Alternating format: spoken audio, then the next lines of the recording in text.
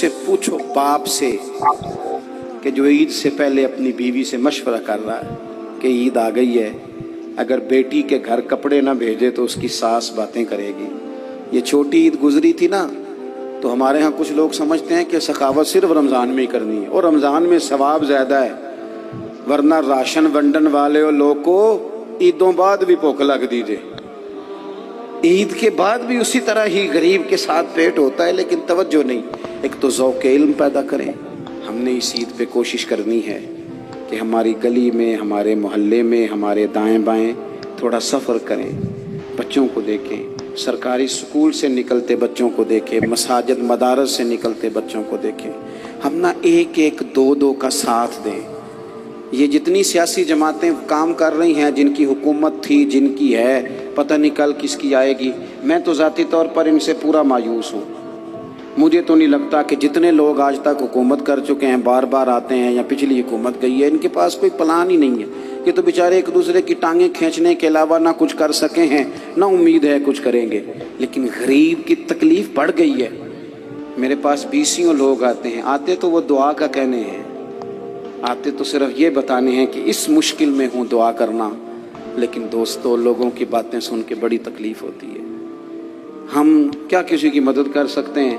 हमारे लिए तो मदारस चलाने मुश्किल हैं, लेकिन लोग अज़ियत का शिकार हैं। ज़हनी कर्ब के नीचे लोग आ गए, इतनी बड़ी अज़ियतें खड़ी कर दी गई हैं। थोड़ा थोड़ा देखो, 2 का खाना 3 भी तो खा ही सकते हैं ना, 3 का खाना 4 भी तो खा ही सकते हैं ना। मेरे महबूब ने हमें ये नहीं कहा था ज़्यादा गोश्त पकाना, बल्कि रसूल पाक ने तो रंग ही बड़ा सादा दिया है।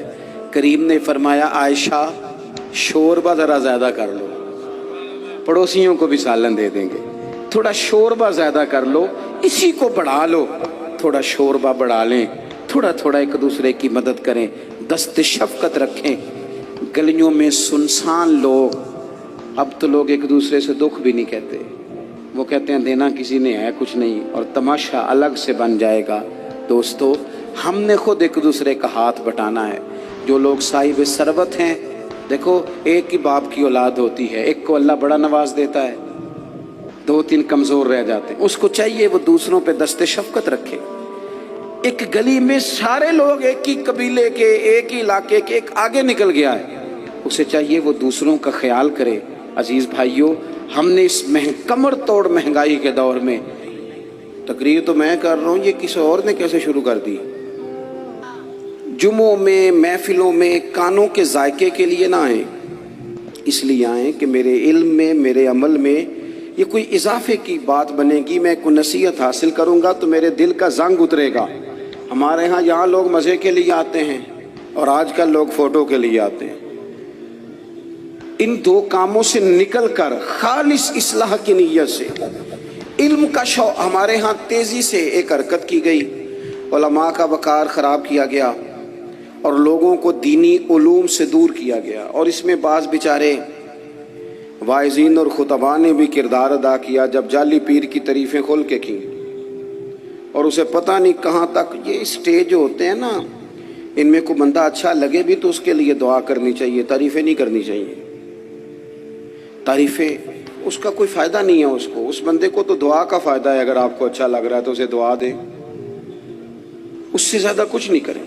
और हमारे यहाँ जनाब वो नकीबे महफिल बेचारे की शामत आ जाती है, अगर तारीफ़ें थोड़ी करे तो कहते हैं तो ना ही नहीं लेना होता। और भाई, इसके नाम लेने से आपका कद ऊंचा होता है। तो इल्म और आलिम, इन दोनों चीज़ों से कौम को दूर किया गया। दीनी तालीमात का फुकदान है। जो मैट्रिक तक लोग 60-70 किताबें पढ़ जाते हैं, उन्हें भी कुरान पाक ठीक से नहीं पढ़ना आता, दूर किया गया।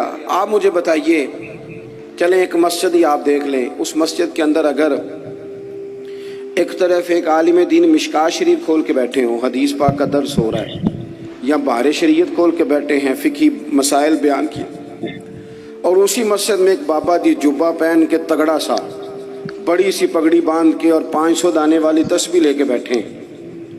अब एक बंदा अंदर आता है तो वो किधर जाएगा? आलिम की तरफ के बाबा जी की तरफ? वो क्यों जा रहा है भला बाबा जी की तरफ? इसलिए कि हमने उसे ये बताया ही नहीं कि जिस तरह सुभान अल्लाह सुभान अल्लाह सुभान अल्लाह पढ़ना इबादत है ना, اسی طرح دارابا پڑھنا بھی عبادت ہے. اسے ہم نے بتایا نہیں کہ جب تک علم کے رستے میں رہنا بھی عبادت ہے. جب تک اسے یہ سمجھ نہیں نہ آئے گی کہ جس طرح وظائف کی کتاب پڑھنا عبادت ہے، اسی طرح مشکوٰۃ شریف پڑھنا بھی عبادت ہے، حدیث بخاری کا درس لینا بھی عبادت ہے، مسلم شریف کی احادیث پر اپنے اساتذہ سے بیٹھ کر دروس پانا بھی عبادت. جب تک یہ پورا مزاج دیکھیں نا، نبی پاک صلی اللہ علیہ وسلم نے فرمایا رات کی ایک گھڑی بھر دین سیکھ لینا ساری رات نفل پڑھنے سے بہتر ہے. اب ہمیں سمجھنا چاہیے کہ کتاب پڑھ کے بھی بندہ رب رسول تک پہنچ سکتا ہے. کتاب و سنت رستہ آسان کرتے ہیں، لیکن ہمارے ہاں کیا مزاج دیا گیا ہے؟ بابا جی کے پاس چلو، ضرور جائیں بابا جی اگر نیک ہیں تو منع کوئی نہیں کر رہا، لیکن جو سوچ ہمیں حضور نے دی ہے ہم نے اسی سوچ کے مطابق اپنے معاملات کو ترتیب دینا ہے نا. اب ایک بات میں نے آپ سے پوچھی اور آپ نے کہا قوم ساری بابا جی کی طرف جائے گی.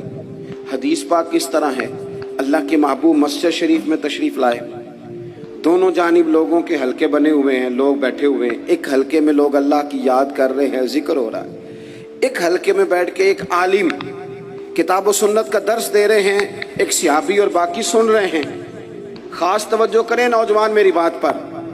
رسول کریم صلی اللہ علیہ وسلم دونوں کے بیچ کھڑے ہو گئے اور کریم نے فرمایا دونوں محفلیں خیر کی ہیں، دونوں ہی حلقے خیر کے ہیں.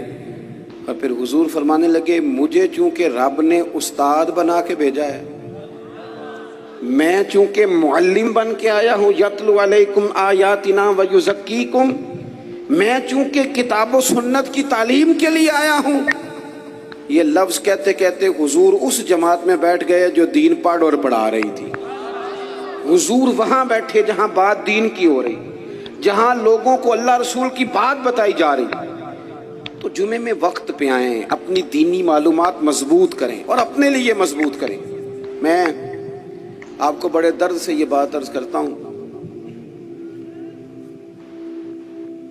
اگر دن میں 100 لوگ مسئلہ پوچھتے ہیں نا شریعت کا، تو ان میں 95 لوگ وہ ہوتے ہیں جو طلاق کا مسئلہ پوچھتے ہیں.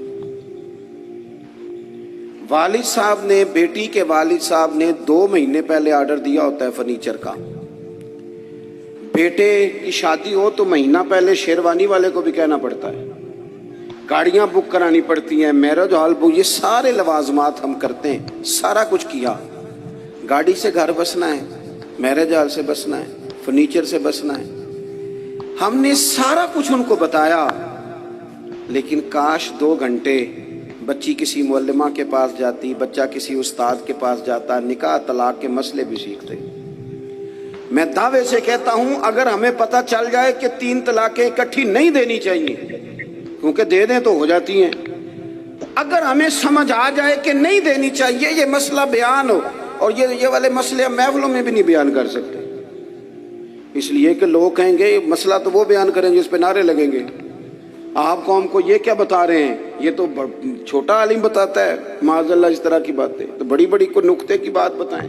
اور اس طرح ہمارے ہاں وہ 1 گھنٹہ پہلے نہیں کہتے تگڑے ہو جو میں جملہ دینے لگا، وہ پتہ نہیں جملہ آ رہا ہے کہ ایٹم بم آ رہا ہے. بچوں کو دیکھیں، بہت سارے ماں باپ کے پاس گنجائش نہیں ہوتی، لیکن اس نیت سے کہ بچوں کے دل ٹوٹ جائیں گے، عید پہ کیسے گزارا کریں گے، مشکل سے بھی کپڑے خرید کے دیتے.